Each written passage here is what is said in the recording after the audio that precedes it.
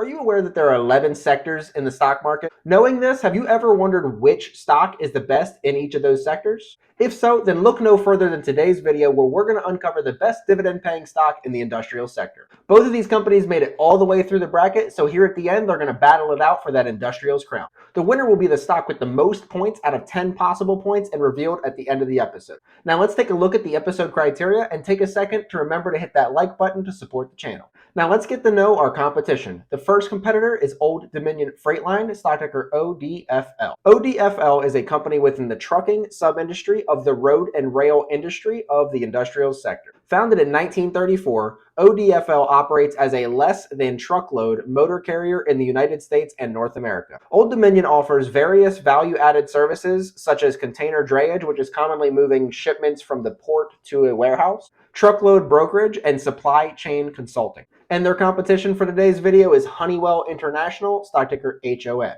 HON is a company within the industrials conglomerate sub-industry and industry within the industrial sector.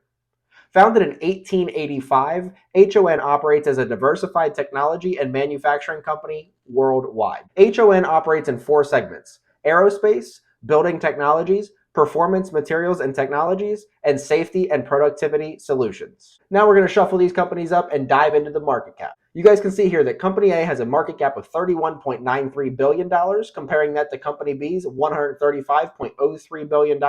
And there's the chart that shows you Company B is significantly larger than Company A. Remember, no points are awarded for market cap. This is just an FYI to compare company size. Diving into the first category where points are awarded, we have growth. You guys can see right here that Company A has a revenue year-over-year growth rate of 30.53%, comparing that to the 1.47% revenue year-over-year growth rate for Company B, giving Company A the point. Company A has a revenue 3-year CAGR of 13.04%, comparing that to the negative 3.73% 3-year revenue CAGR for Company B, again giving Company A the point, and bringing your total of 2 points for Company A, 0 points for Company B. The next category we look at is profitability, and here you guys can see that Company A has a gross profit margin of 38.57%, comparing that to the 32.09% gross profit margin from Company B. While this is close, Company A's is higher, so they get the point for this, which brings your score of 3 points for Company A and 0 points for Company B. Next up is momentum, specifically the percentage off of the 52-week high, and here we're looking for the best discount, so the highest percentage wins. You guys can see here that Company A has a 52-week high of $373.58, a current price of $285.65, bringing them 24% off of their all-time high, while Company B had a 52-week high of $233.56, a current price of $193.06, bringing them 17% off of their all-time high. But Company A is at the higher discount right now, giving them the point and moving their score of 4 points for Company A, 0 points for Company B. All right, and getting into the last category, the reason we're all here, we have the dividends. You guys can see right here that Company A had a forward dividend yield of 0.42%. That's compared to the 1.96% from Company B. Company B's is higher, giving them their first point. Company A had a forward annual payout of $1.20, comparing that to the $3.92 from Company B, giving Company B their second point. Company A has a payout ratio of just 9.28%, comparing that to the 47.66% from Company B, giving Company A the point. Company A had a 1-year dividend growth rate of 32.6%, comparing that to the 3.86% from Company B. Company A's is higher, giving them the point.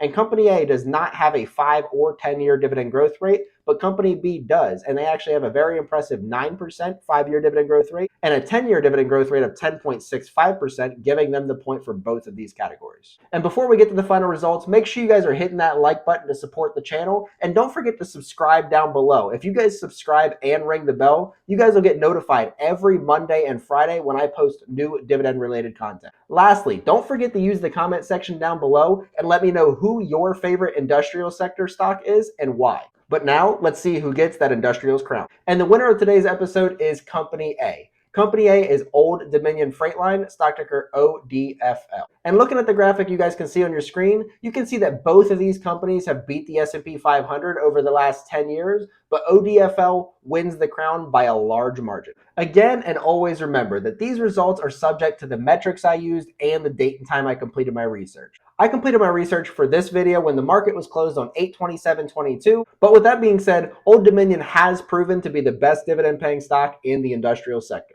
If you're a little underweight in the industrial sector, one or both of these companies mentioned in today's video might be a great place to start your own research. If you're curious to know which dividend paying stocks were the best in the other sectors that I've covered to this point, make sure you guys are checking out this playlist. But until next time, see you.